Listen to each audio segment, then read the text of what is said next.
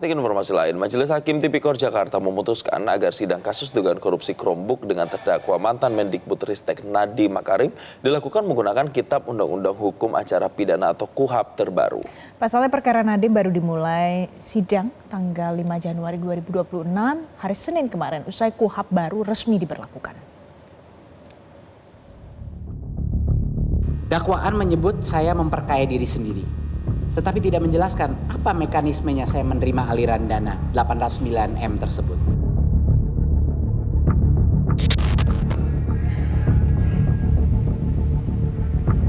Ketua Majelis Hakim Purwanto Abdullah menjabarkan, meski dakwaan jaksa telah menggunakan KUHP lama, namun Majelis Hakim memutuskan menggunakan KUHP baru.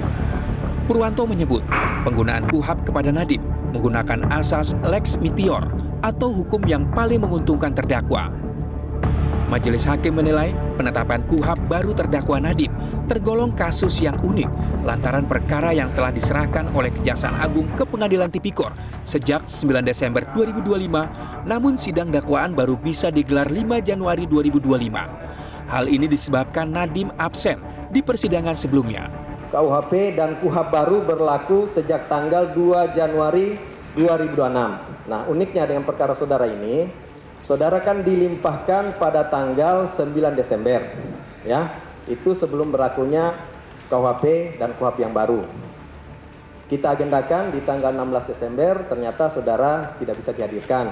23 Desember juga tidak bisa dihadirkan, dan hari ini baru dilakukan pembacaan dakwaan dengan kehadiran saudara di saat berlakunya KUHP dan KUHP per tanggal 2 Januari 2026. Demikian ya. Dalam dakwaan yang dibacakan JPU, Nadiem didakwa telah menerima uang dari kasus korupsi Chromebook senilai 809 miliar rupiah dari PT Aplikasi Karya Anak Bangsa melalui PT Gojek Indonesia. Nadiem juga didakwa telah merugikan negara sebesar 2,1 triliun rupiah yang merupakan akumulasi dari markup harga perangkat Chromebook 1,5 triliun serta 621 miliar berasal dari pengadaan laptop Chromebook yang tak bermanfaat bagi siswa maupun sekolah.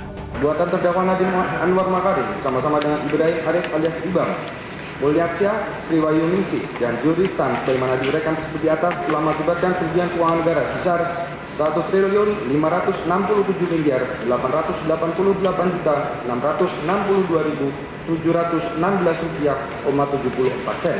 Berdasarkan laporan hasil audit penghitungan kerugian keuangan negara atas perkara dugaan tindak pidana korupsi program digitalisasi pendidikan pada Kementerian Pendidikan, Kebudayaan, Riset dan Teknologi Republik Indonesia atau Kemendikbudristek Republik Indonesia tahun 2019 sampai dengan 2022 tanggal 4 November 2025 dari Badan Pengawasan Keuangan dan Pembangunan Republik Indonesia atau BPK Republik Indonesia. Sementara itu, tim kuasa hukum mantan Mendikbudristek Nadiem Makarim memutuskan untuk langsung membacakan nota keberatan atau eksepsi usai jaksa penuntut umum membacakan dakwaan. Dalam eksepsi, terdakwa Nadiem membantah telah memperkaya diri dengan menerima suap senilai 809 miliar rupiah. Dakwaan menyebut saya memperkaya diri sendiri, tetapi tidak menjelaskan apa mekanismenya saya menerima aliran dana 809M tersebut.